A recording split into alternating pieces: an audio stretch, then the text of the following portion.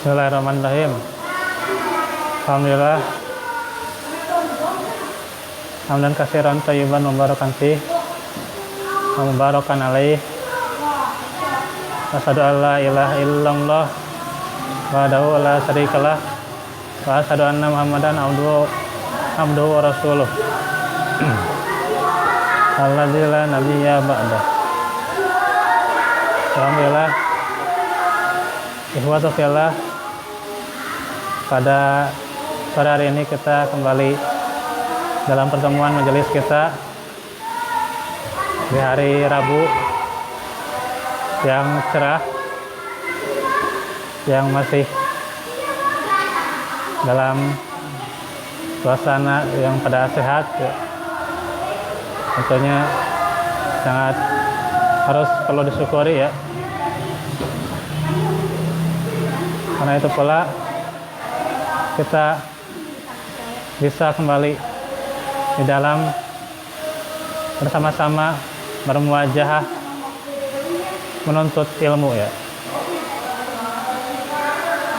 Yang tema pada hari Rabu ini yaitu tentang pribadi Nabi. Ini merupakan kelanjutan dari keagungan akhlak Rasulullah Sallallahu Alaihi Wasallam yang kita sudah membahas 37 bagian atau bagian ke-37 ya. Kami keneh ya.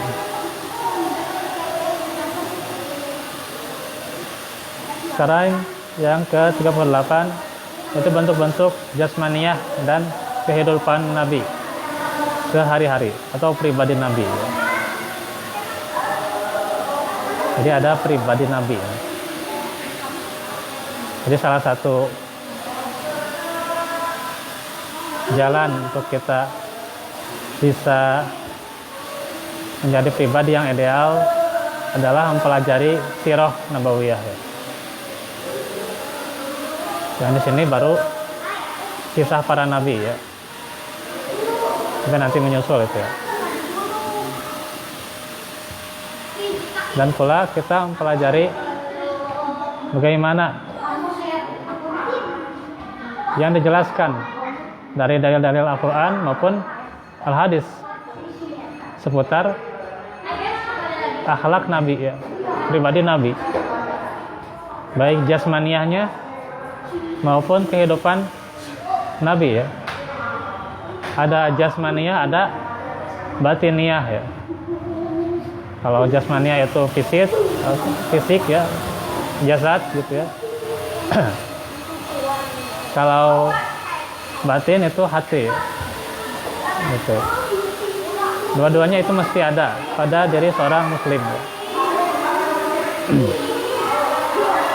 Nah itu pribadi Nabi gitu ya. Bagaimana ditunjukkan akhlak yang dipancarkan oleh Muhammad Sallallahu Alaihi Wasallam adalah akhlak yang bersumber dari Al-Quran. Jadi sebenarnya dari Al-Quran ya. Nabi itu khuluquhul Quran ya, gitu. Diterangkan oleh Aisyah radhiyallahu anha ya. Nabi akhlaknya itu adalah Quran yang berjalan gitu ya. Jadi kalau kita ingin tahu akhlak sesuai Al-Quran, lihatlah akhlak Nabi gitu ya. Bagaimana apa yang dipancarkan oleh Nabi kita gitu ya. Yaitu akhlakul karimah, akhlak yang bisa membuat senang dan mesra baik lawan maupun kawan ya. Jadi kawan pasti merasakan ya, lawan juga merasakan ya. Gitu. Ya, ini yang harus kita perhatikan ya gitu. Jangan kita tahu bahwa adanya musuh-musuh Islam gitu ya. Kemudian kita tidak ada rasa untuk mendakwahi mereka ya, untuk memberi kepada mereka sebuah nasihat gitu ya, untuk memberi kepada mereka hujjah. Ada musuh ini gitu ya, ada musuhnya gitu ya. Gitu. Tidak seperti itu gitu ya. Musuh kita itu bukan berarti dijauhi gitu ya. Dijauhi ya dalam arti dijauhi itu maksudnya dijauhi dari segi pertemanannya saja gitu ya. Tapi kalau ingin kita beri petunjuk, beri nasihat, beri hujah, ya harus gitu ya. Gitu. Kalau dijauhi ya jangan berteman pada mereka ya gitu. Karena Allah memperingatkan wala tarkanu ilal ladina fatamassakumun nar ya. Janganlah engkau condong pada orang-orang yang zalim ya dan yang akan menggelincirkan engkau ke neraka. Yaitu pertemanan tidak boleh ya bersama musuh-musuh Islam. Tapi kalau kita ya punya kesempatan, punya ilmu, kita beri hujah, beri nasihat gitu ya, silahkan saja gitu ya. Tidak mesti hal itu dinafikan gitu ya. Kalau sudah punya ilmunya gitu ya, sudah punya bahan untuk mendebat mereka gitu. Karena gak gampang ya. Kalau tidak kita mewarnai, mungkin kita yang terwarnai gitu ya gitu. Terbayang gitu ya. Karena itu janganlah coba-coba gitu ya. Kalau belum waktunya gitu. Ya. Lah. Gitu. Jangan coba-coba. Gitu ya. Buat Islam kok coba-coba gitu ya. Jangan gitu ya. Kalau belum waktunya jangan gitu ya. Tapi kalau sudah waktunya, punya ilmunya, itu silahkan gitu ya. Bagaimana? Apakah muamalah mereka itu tidak mesti diikuti gitu ya? Nah, kita lihat bagaimana muamalah mereka ya. Nabi itu masih bermuamalah dengan orang-orang kafir karena menguntungkan pada ajaran Islam itu sendiri ya. Gitu. Kalau di kita kadang misalnya memboikot produk gitu ya, masih dalam proses yang wajar gitu ya. Karena apa? Karena kadang produk itu tidak bermanfaat pada Islam gitu ya. Kalau Nabi kenapa bermuamalah pada orang kafir ya, tidak diboikot? Karena itu masih ada keuntungannya buat umat Islam saat itu ya. Kalau sekarang enggak. Buat apa ya? Itu produk-produk Prancis misalnya ya. Itu diboikot gitu ya. Sebab pasti justru akan merugikan kalau mereka masih maju gitu ya perekonomiannya daripada kita gitu ya. Ini makanya ini harus sambil-sambil nih ya, adanya para pebisnis nih, ini sangat menguntungkan buat kita ya, jadi kadinya gitu ya. Jadi intinya bagaimana mesra baik lawan maupun kawan gitu.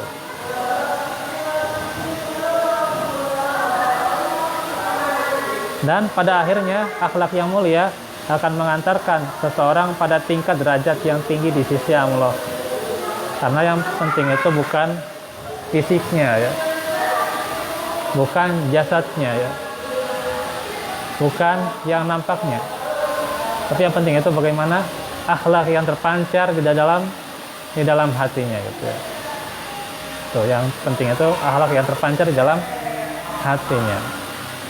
Kalau hatinya sudah baik, maka orang itu akan mencerminkan akhlak-akhlak yang baik gitu ya. Gitu ya. Karena asalnya itu bagaimana hatinya gitu. Nah itu, bagaimana kalbunya itu bisa bermanfaat untuk jasadnya itu. Ada orang yang ada penampilan gitu ya, penampilan bagus gitu ya, penampilan penampilan menarik gitu ya, tapi hatinya kotor gitu ya. Jadi jangan lihat penampilan gitu ya, gitu. Biarpun penampilannya biasa-biasa gitu ya, tapi tong kotornya penampilannya gitu ya.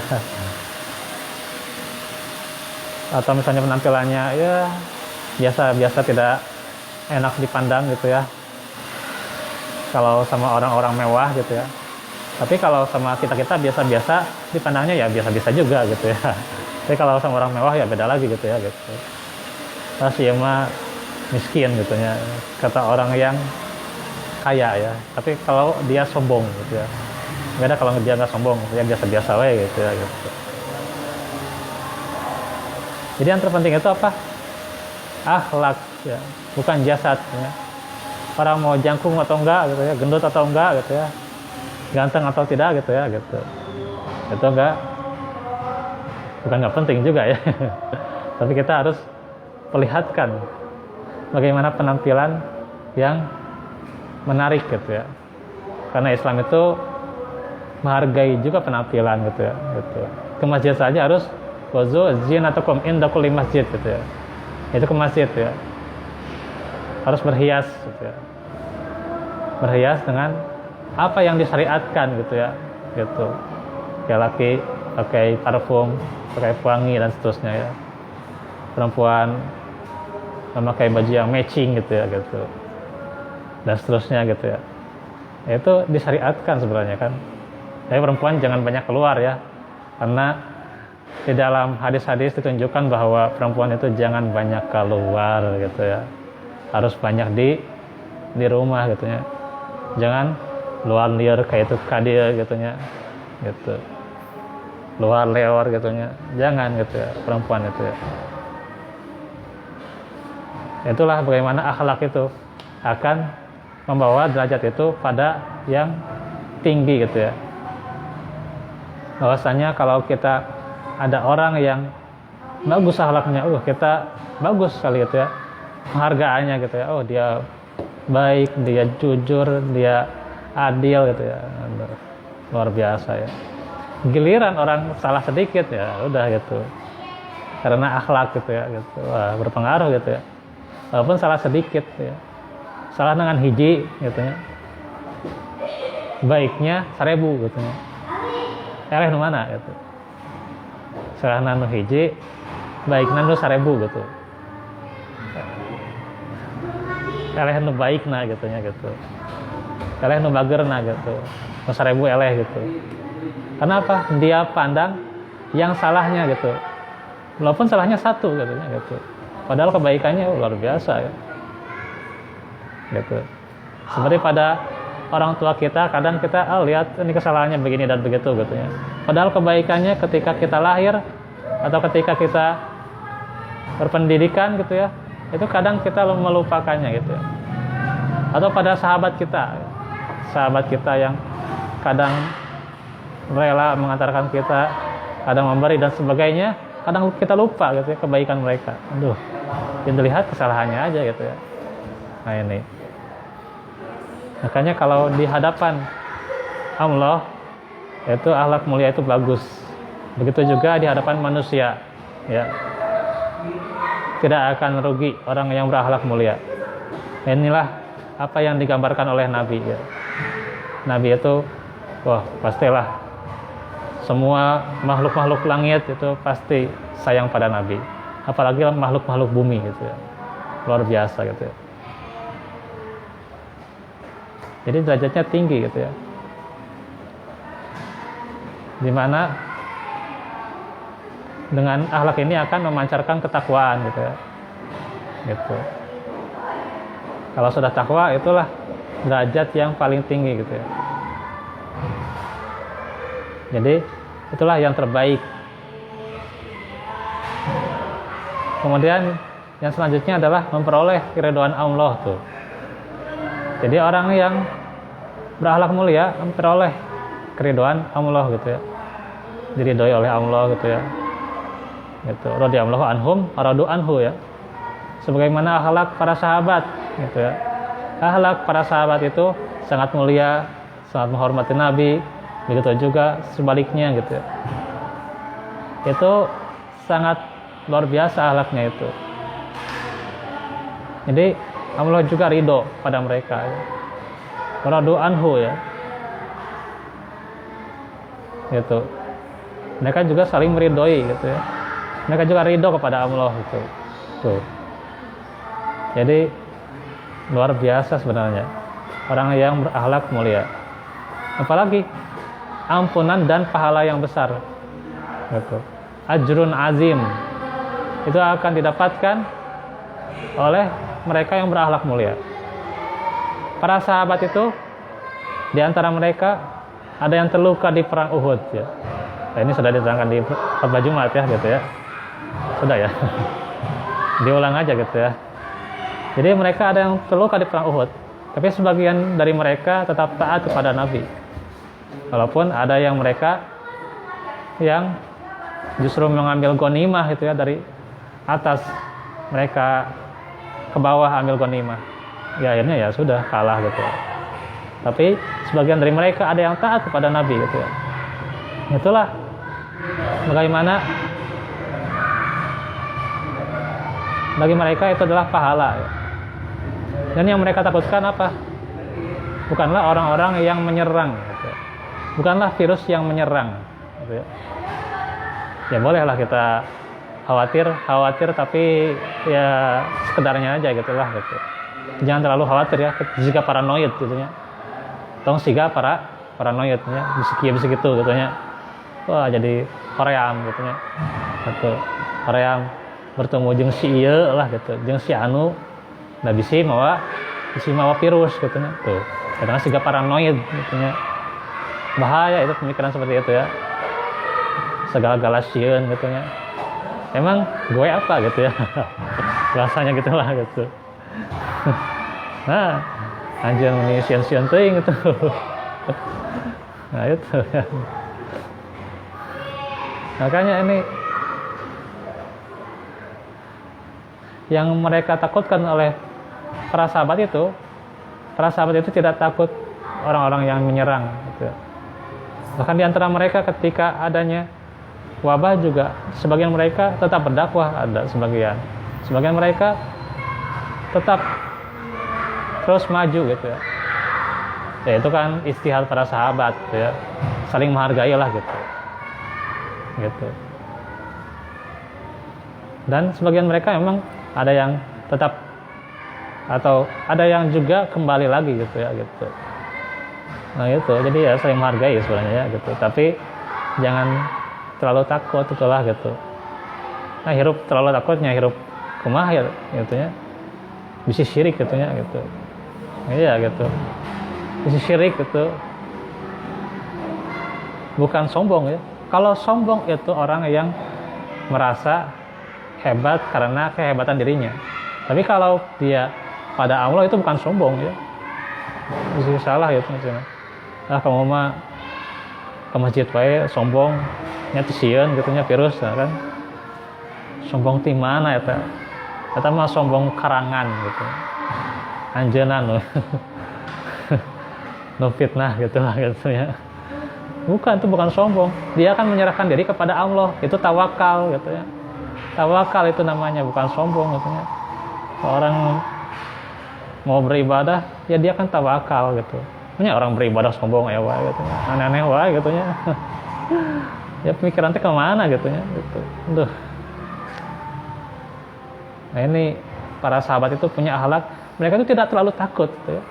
Tuh. Itu malundur gitu ya. Kita ini kan punya Allah gitu ya. Gitu. Kita punya Allah. Ya masalah itu kan kecil gitulah. Nggak usah dibawa ribet gitu ya. Kan simpel gitu ya hidup itu ya. Nah itu diantaranya orang yang berakhlak mulia aja. Nah udah 19 menit ya. Luar biasa ya. Dan karena memang Allah sudah menakdirkan dan sudah mengabadikan Rasulullah sebagai seseorang yang agung, seorang figur dan suri teladan yang baik ya, uswatun hasanah ya. Utamanya figur dan suri teladan dalam moral, akhlak dan etika. Itulah figur. Figur. Apa itu figur? Nah, figur itu bukan orang terkenal ya. Bukan. Gitu ya. Figur itu bukan orang yang hanya bagus pengucapannya saja gitu. Figur itu bukan sepuh gitu ya. Ya.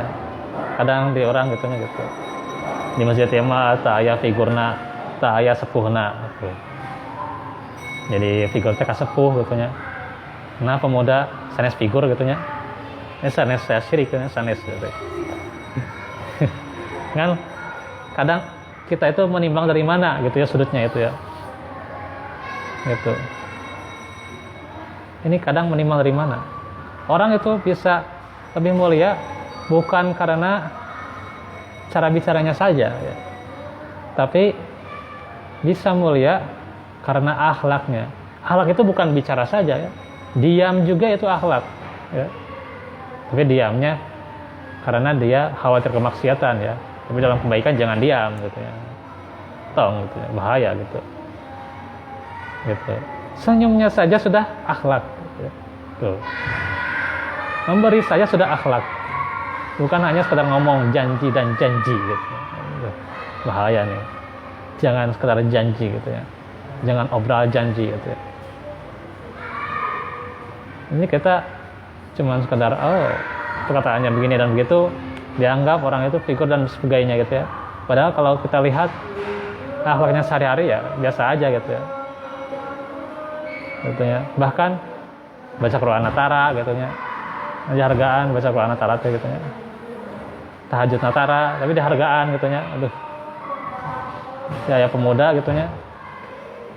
Baca Quran rajin gitu ya. Hafalan Quran rajin gitu ya. Kumaha gitu penghargaan teh gitu ya. Sanes syirik ya malah sanes gitu. Sanes gitu lah. Tapi lihat dulu bagaimana kesesuaian kita itu dengan akhlak tuh. Suri teladan lah, itu figur teh itu ya. Itu figur. Gitu ya. Kalau kita misalnya seorang guru itu jadi figur. Figurnya kenapa? Karena akhlaknya gitu ya. Karena keunggulan bukan hanya penyampaiannya saja tapi apa yang dia perlihatkan pada orang lain itulah akhlak gitu. Kalau semua bisa bicara ya bisa aja gitu ya. Itu preman bisa bicara. Ya. Atau orang-orang kafir bisa bicara ya. Bahkan lisan mereka kadang lebih bagus gitu ya. Tuh. Khawarij bisa bicara. Jadi apa ukurannya? Yaitu akhlak mulia sebenarnya kan. Itu saja gitu. Simple gitu, dalam Islam itu ya. Nggak usah ribet-ribet gitu ya. Gitu. Makanya ini yang menjadi kesadaran kita bagaimana menilai itu semua dari akhlak mulia gitu ya. Ya moral, akhlak dan etika gitu ya. Inilah yang mesti dijunjung tinggi oleh kita ya. Selain itu juga Allah memberikan kelebihan dan keistimewaan pada bentuk tubuh. Nah, tadi itu kan dari hatinya sekarang bentuk tubuhnya dan jasmaniah Nabi ya. Itu nanti ada riwayat-riwayat yang akan kita baca nih ya. Gimana pribadi Nabi dari jasmaniahnya itu. Gitu. Rasulullah bagaimana wajahnya gitu ya. Itu tong dibayangkan, tong digambarkan, tong ditulis itu ya tong. Nggak boleh itu ya. Itu. Selain itu juga bagaimana Nabi itu berpesan pada umatnya, inni basyarum mislukum gitu ya. Gitu. Seperti kalian sebenarnya. Artinya jangan ada kemusyrikan, jangan ada kultus gitu ya. Ya. Gitu sebenarnya ya. Jangan ada kemusyrikan, jangan ada kultus. Ya, ini kan rambutnya saja sudah digimana-gimana gitu ya dulu itu ya. Itu. Ini siapa itu yang mengunggulkan rambut Nabi gitu ya. Emang itu faktanya rambut Nabi gitu. Dari mana itu faktanya gitu ya. Allah alam gitu ya. Terus kita jangan mudah terkecoh gitu ya dengan orang-orang yang kadang mengunggulkan Nabi tapi dia justru tidak mengikuti ajaran Nabi. Nah ini ya, jangan terkecoh gitu lah. Gitu. Karena itu kan ini fungsinya bagaimana ajaran Islam itu ketika ajaran para Nabi itu adalah tauhid gitu ya. Artinya mereka itu unggulnya itu karena risalah tauhidnya, bukan kemuhammadannya gitu ya. Itu kan di Liko suka dijelaskan tuh ya. Bukan atas Muhammadnya, tapi Rasulullahnya itu ya. Gitu. Nah inilah yang mesti kita kuatkan kesadaran seperti ini ya. Nah itu mungkin sementara sampai di situ dulu ya. Ini baru mukadimah nih ya. Kalau dilihat poin per poin ya, ini banyak sekali nih ya. Ada 12 ya. Mungkin berapa pertemuan gitu ya bisa sampai beres gitu ya, pribadi Nabi gitu ya. Ini juga tidak hanya jasmaninya, nanti juga ada rohaninya juga gitu ya. Ada kebiasaan Nabi juga gitu ya. Gitu. Bagaimana Nabi itu tidak pernah kenyang 2 hari berturut-turut gitu ya. Tidak pernah kenyang 2 hari berturut-turut. Aduh. Ya yang mah jadi rumahnya gitu ya.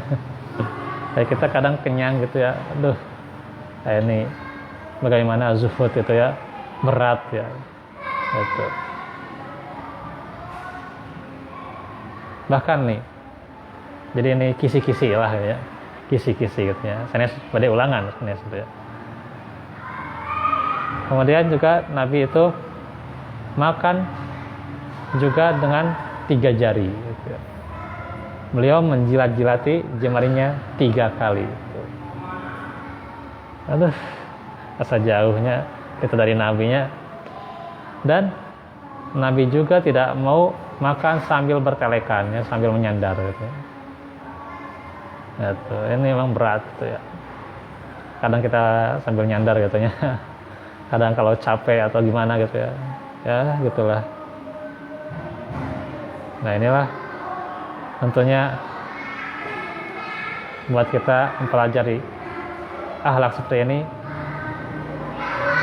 adalah kita tahu bagaimana Nabi itu berakhlak agar kita bagaimana sih mengikuti Nabi itu gitu ya. Bukan hanya kita lihat dari segi fisik atau jasad, tapi bagaimana kesadaran diri kita ya. Kalau kita mau telaga nanti di akhirat, ikuti Nabi gitu ya. Nah itu ya, segitu aja dulu ya. Barakallahu li walakum walakum minkum. Insyaallah hari Selasa depan kita lanjut tentang fikih ya, tentang thaharah gitu ya. Rabbana atina fid dunya hasanah wa fil akhirati hasanah wa qina azabannar. Rabbana atina min ladunka rahmah wa hayyi lana min amrina rashada. Aqulu qawli hadza wa astaghfirullah li wa lakum. Alhamdulillahirabbil alamin. Wassalamualaikum warahmatullahi wabarakatuh.